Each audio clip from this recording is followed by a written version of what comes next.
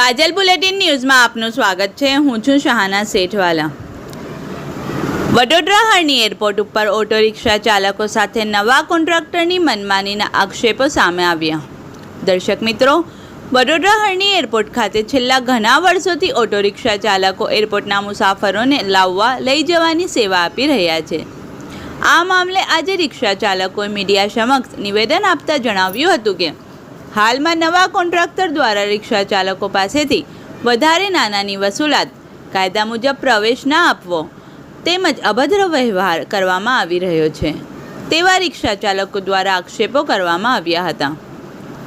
આ મામલે વડોદરા શહેર જિલ્લા ઓટો રિક્ષા યુનિયનના પ્રમુખ બિલાલ ડી પરમાર અને સુરેશ સાધુએ ગંભીર રોષ વ્યક્ત કર્યો હતો અને જણાવ્યું હતું કે આ સમગ્ર મામલાથી ઓટો રિક્ષા ચાલકોની રોજીરોટી ચલાવવી મુશ્કેલ બની જશે। સાથે જણાવ્યું હતું કે આ અંગે અમે એરપોર્ટ ઓથોરિટીને મળી યોગ્ય નિરાકરણ લાવવાનો પ્રયત્ન કરીશું। તેમ છતાં જો યોગ્ય ન્યાય નહીં મળે તો અમે ઉગ્ર આંદોલન કરીશું તેમ જાણવા મળ્યું હતું। રિપોર્ટ સાદિક કાજલવાલા।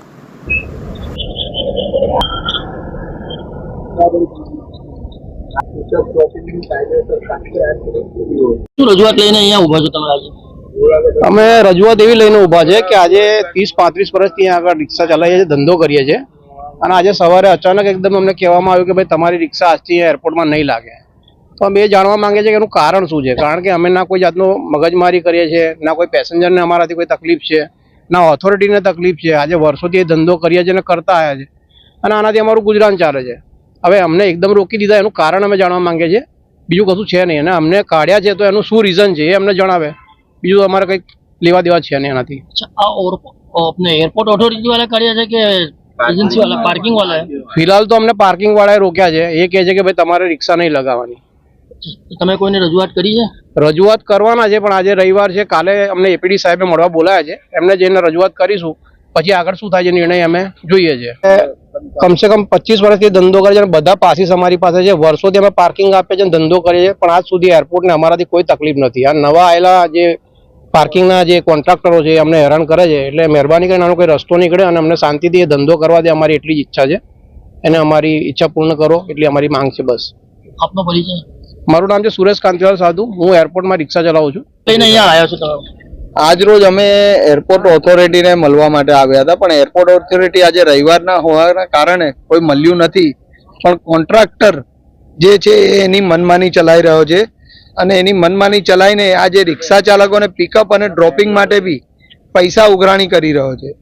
જેમ કે સરકારી ધારા મુજબ 7 થી 8 મિનિટ ફ્રી આપવામાં આવે છે કોઈ બી સાધનને, તો આ વ્યક્તિ એની રીતે એના પૈસા વસૂલ કરી રહ્યો છે। આજે 80 રૂપિયાના ભાડામાં 55 રૂપિયા રિક્ષા ચાલકે ચૂકવ્યા છે। તો આજે આ રિક્ષા ચાલકોનું શોષણ કરી રહ્યો છે, એ ખોટું થઈ રહ્યું છે અને રિક્ષા ચાલકોને આ રીતે હેરાન પરેશાન કરશે તો આવનારા દિવસોમાં અગર આ બંધ નહીં કરે તો અમે લોકો ઉગ્ર આંદોલન બી કરીશું। અને અત્યારની તારીખમાં રિક્ષા ચાલકો અહીંયા 35 થી 40 વર્ષથી રિક્ષા ચલાવી રહ્યા છે કે પેસેન્જરોને ફેસિલિટી આપી રહ્યા છે કે પિકઅપ અને ડ્રોપિંગ માટે કોરોના કપડા ટાઈમની અંદર બી રિક્ષા ચાલકો પોતાનો જીવ જોખમમાં મૂકીને બી એ લોકો પેસેન્જરોને વ્યવસ્થિત એમના ઘરે મૂકવા જતા હતા। અને આ રિક્ષા ચાલકો અહીંયા વર્ષોથી રિક્ષા ચલાવી રહ્યા છે અને આજે આ પાર્કિંગ વાળો એ લોકોને બહાર તગેડી રહ્યો છે, જે ખોટું છે। જે એનું અમારી પાસે પાવતીઓ બી છે કે વર્ષો જૂની અમે લોકોએ 2005-2010ની બી પાવતીઓ છે કે અમે લોકો અહીં એરપોર્ટ ઓથોરિટીને પૈસા ભરી અને અહીં રિક્ષા ચાલકો ધંધો કરતા હતા અને આ પાર્કિંગ વાળો જબરજસ્તી એની મનમાની ચલાવી રહ્યો છે। આજ સુધી પાર્કિંગની અમારી પાસે એરપોર્ટ ઓથોરિટીએ કોઈ જ વસ્તુની અમારી પાસે કોઈ માંગ કરી નથી અને આ ખોટું કરી રહ્યો છે। તમારી માંગ શું છે? અગર અમારા રિક્ષા ચાલકોને વ્યવસ્થિત નહીં ઊભા રહેવા દે તો અમે એરપોર્ટ ઓથોરિટી વાત કરીને અને નહીં એરપોર્ટ ઓથોરિટી બી માને તો આગળ ગાંધીનગર સુધી બી અમે જઈશું। આપનો પરિચય? बिलाल डी परमार, वडोदरा शहर जिला रिक्शा चालक यूनियन प्रमुख।